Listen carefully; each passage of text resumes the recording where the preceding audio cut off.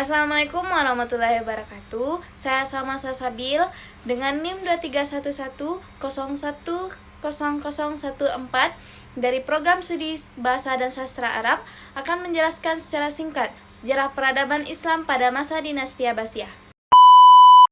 Dinasti Abbasiyah merupakan penerus dari Dinasti Umayyah. Namun terdapat perbedaan signifikan dari segi pemerintahan dan politik mereka. Salah satu perbedaannya, Dinasti Abbasiyah lebih mengedepankan aspek keilmuan dan budaya serta memberikan peran besar terhadap ulama dan cendekiawan Islam. Dinasti Abbasiyah berdiri pada tahun 132 Hijriah atau 750 Masehi. Pada era ini, Islam menyebar ke berbagai wilayah seperti Saudi Arabia, Yaman Utara, Yaman Selatan, Oman, Palestina, Yordania, Pakistan, dan banyak lagi daerah-daerah yang menyebar Dinasti Abbasiyah. Proses berdirinya Dinasti Abbasiyah diawali dengan dua strategi. Yang pertama, secara sembunyi-sembunyi, yaitu dengan menyebarkan ide secara rahasia-rahasia, lalu dilanjutkan dengan terang-terangan, memberikan himbauan kepada forum-forum secara resmi. Lalu dilanjutkan dengan melakukan peperangan dengan dinasti Umayyah. Dua strategi ini membuahkan hasil dengan berdirinya Dinasti Abbasiyah yang dikhalifahi pertama kali oleh Abu Abbas As-Saffah. Periode Abbasiyah pertama disebut dengan periode pengaruh Arab dan Persia pertama, dimulai sejak kekhalifahan pertama yaitu Abu Abbas As-Saffah sampai dengan kekhalifahan ke-9 yaitu Al-Wasik. Periode Abbasiyah kedua disebut pengaruh Turki pertama yang berlangsung dari tahun 232 Hijriah sampai tahun 334 Hijriah. Periode Abbasiyah ketiga disebut pengaruh Persia kedua, berlangsung dari tahun 334 Hijriah sampai 509 Hijriah. Periode Abbasiyah keempat disebut pengaruh Turki kedua, berlangsung dari 509 Hijriah sampai 590 Hijriah. Ada beberapa prestasi yang menonjol yang pernah diraih oleh Dinasti Abbasiyah. Yang pertama, di bidang ilmu agama. Di bidang ilmu agama, era Abbasiyah mencatat dimulainya sistematisasi beberapa cabang keilmuan seperti tafsir, hadis, dan fikih. Khususnya sejak tahun 143 Hijriah, para ulama mulai menyusun buku dalam bentuk yang sistematis, baik di bidang ilmu tafsir, hadis, maupun fikih. Dalam bidang hadis juga ditemukan usaha-usaha untuk penelusuran dan penghimpunan hadis yang terpusat di Madinah, Mekah, Basrah, Kufah, dan lain-lain.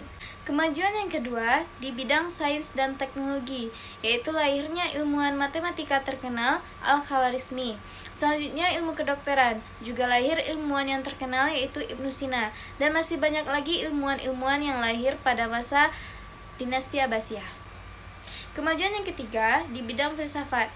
Dari kajian filsafat yang memadai melahirkan filosof muslim terkenal seperti Al-Kindi, Al-Farabi.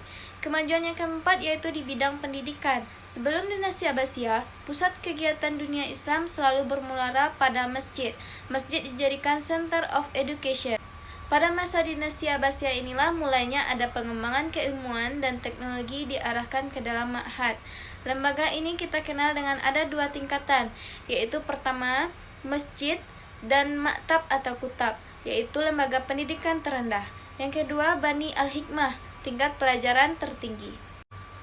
Di samping itu, faktor lebih lanjut turut mempengaruhi kemajuan Dinasti Abbasiyah adalah adanya interaksi masif kaum muslimin era Abbasiyah dengan komunitas-komunitas masyarakat beberapa wilayah. Selanjutnya, tidak ada gading yang tidak retak. Peribahasa inilah yang cocok untuk menggambarkan keindahan yang dicapai oleh Abbasiyah. Terlepas dari kenyataan bahwa Daulah Abbasiyah begitu cemerlang dalam meraih prestasi di hampir semua aspek, namun pada fase terakhir mulai runtuh dan pada akhirnya hancur. Sedangkan faktor yang menyebabkan kemunduran Dinasti Abbasiyah, yang pertama, perebutan kekuasaan di pusat pemerintahan. Yang kedua, hadirnya dinasti-dinasti kecil yang memerdekakan diri. Yang ketiga, kemerosotan perekonomian. Yang keempat, munculnya aliran-aliran sesat dan fanatisme keagamaan. Yang kelima, perang salib. Yang keenam, serangan Mongolia ke negeri muslim, dan berakhirnya Dinasti Abbasiyah. Berdasarkan pembahasan tadi, dapatlah ditarik kesimpulan bahwa pada masa pemerintahan Bani Abbasiyah, umat Islam berada pada masa keemasan dengan berbagai kemajuan.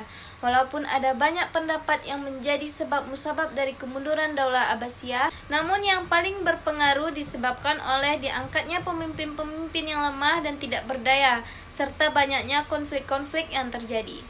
Itulah sejarah singkat peradaban Islam pada masa dinasti Abbasiyah. Saya harap kita dapat mengembalikan kejayaan-kejayaan Islam seperti yang telah terjadi di dinasti Abbasiyah. Sekian video dari saya. Assalamualaikum.